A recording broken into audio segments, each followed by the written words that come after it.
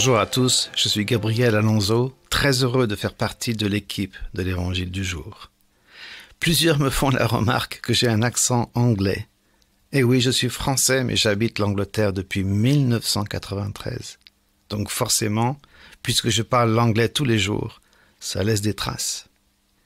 J'aimerais partager aujourd'hui le texte qui se trouve dans l'Évangile de Marc, au chapitre 8, et les versets 34 à 38. Puis, ayant appelé la foule avec ses disciples, il leur dit « Si quelqu'un veut venir après moi, qu'il renonce à lui-même, qu'il se charge de sa croix et qu'il me suive. Car celui qui voudra sauver sa vie la perdra, mais celui qui perdra sa vie à cause de moi et de la bonne nouvelle la sauvera. Et que sert-il à un homme de gagner tout le monde s'il perd son âme? Que donnerait un homme en échange de son âme?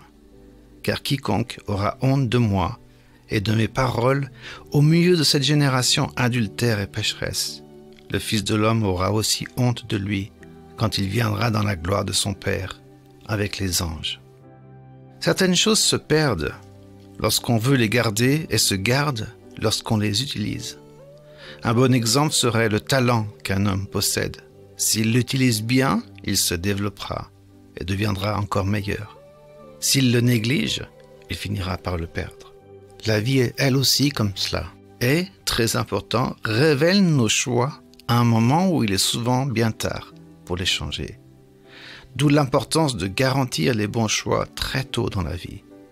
De faire ce que lui me demande et pas nécessairement de faire ce que j'ai l'impression d'aimer.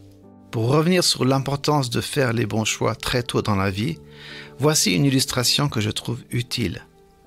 On peut essayer d'atteindre le sommet d'une carrière en montant tous les échelons et réaliser ensuite que l'échelle était posée contre le mauvais mur.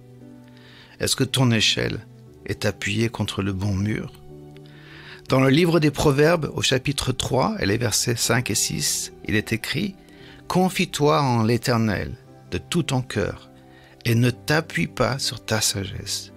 Reconnais-le dans toutes tes voies et il aplanira tes sentiers. » Dans toutes tes voies, pas seulement les voies que toi tu considères comme spirituelles, toutes tes voies, tes décisions, tes amis, ton argent, ta semaine. Si seulement on avait un entraîneur, quelqu'un qui pourrait nous conseiller tout le temps, tous les jours. Mais nous avons ce conseiller. Écoute ce que dit le livre de Josué au chapitre 1 et au verset 8. « Que ce livre de la loi ne s'éloigne point de ta bouche. Note qu'il est question de ta bouche, pas seulement de tes oreilles pour entendre, mais de ta bouche pour le réciter.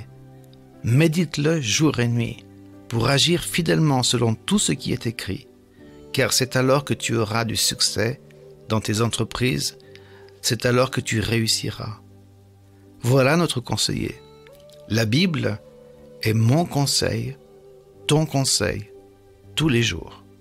Que le Seigneur te parle chaque fois que tu médites, récites et écoute sa parole. Laisse-moi un commentaire, j'essaye de tous les lire. Et à demain pour un nouvel évangile du jour.